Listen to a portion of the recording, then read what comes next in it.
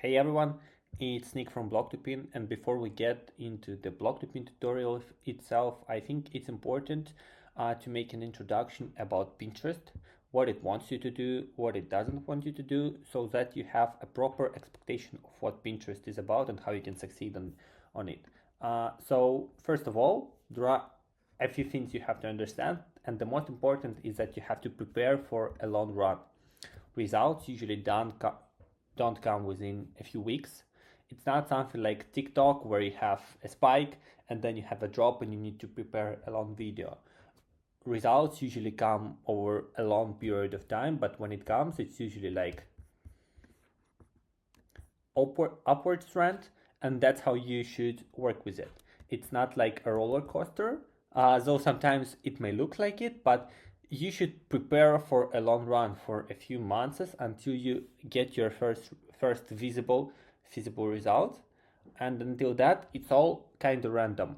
You also have to be consistent, and you need to like put at least 5 pins a day, and until you get your first traction. And if you stop pinning at this moment, you will probably lose all the momentum and have to start from the beginning. It's also important to understand. And last of all is, as I've said, you have to get ready for at least a few months of work before making any conclusions. So let's take a look at one of my websites, and you can see that I started it in June, and basically like, I don't know, till February it didn't bring me a lot of clicks at all, and then only like half a year since, more than half a year, sorry, 1.5 year, it brings me a lot of clicks and a lot of value and a lot of money. And it's important for almost any website you start on Pinterest. It's not linear, but it's rather you have a flat line and then it explodes. That's why it's important to be consistent. That's why I created BlogToPin, because it's important to be consistent. And if you're not consistent, you're gonna just fall off and you will never get to this point where you have like 2,000-3,000 clicks per day. If I didn't have BlogToPin at that point of time, I would probably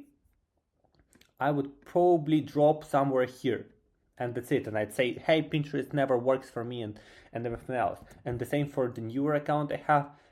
If I didn't have BlogToPin, I'd probably drop somewhere here and say, hey, I don't see any improvements at all. Pinterest doesn't work, etc. So it's important to prepare for a long run, and if you do, then you'd have success. And also important to understand that Pinterest doesn't want spammers.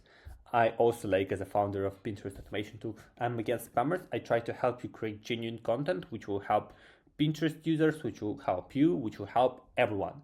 So you want Pinterest to treat you like a regular person, a regular human.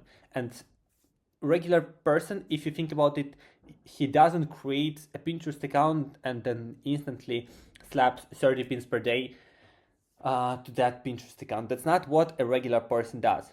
The regular person engages with the Pinterest, uses it, pins the stuff this person likes. It might not be his own pins. Sometimes these are the pins without the URL. Sometimes these are the pins which point to his website.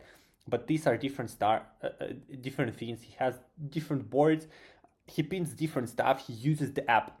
And if you're just like, you created a Pinterest account and then you just started creating pins using Pinterest or any other automation tool, or you just go to Pinterest manually and you just pin their pins and you don't engage with the platform at all, it's not gonna work. So there are a few tips you probably need to do. First of all, it's optional, but you might want to create your Pinterest account in advance. So like 2 weeks or maybe a month before you start pinning. Why? Because once again, it's very uncommon for a regular person to create Pinterest account and then instantly start pinning. That's not what usually people do. They usually create Pinterest account, maybe pin a few stuff, then they stop, they think about it, and then they start going.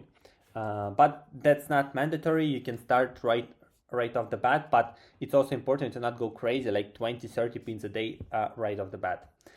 Second thing is, you should go to your Pinterest account and probably seed the boards with some pins which are not yours. So when you create a board inside the Pinterest, you are usually prompted that, hey, we think these pins would work for you, and you just save them to your boards.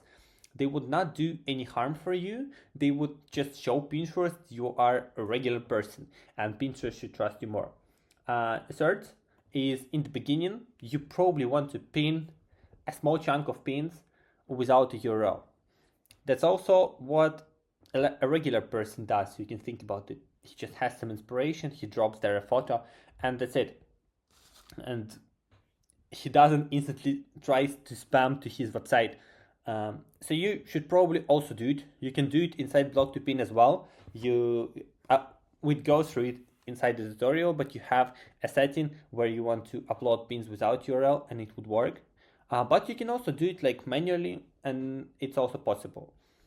And fourth is, it's optional from time to time. Just log into your Pinterest account, browse it, find the pins you like, save them, find the pins which are relevant to your topic, engage with the platform, etc. So Pinterest understands you are a real person.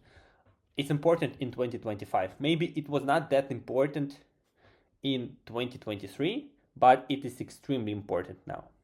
And of course, when you start pinning, don't instantly go to like 30 pins per day. Maybe you start with 5 pins per day, then you go to 8 pins per day, then you go to 13, then you go to 17, and then you always like iterate and understand, hey, I increased to 8. Did my rankings improve? Did something change? So it's important that you don't just blindly follow the rules. And I don't know, maybe you heard somewhere that, hey, you should pin 40 pins per day, and you just go 40 pins per day. You don't understand how your pins work, etc. You just go 40 pins per day. That's not what you have to do.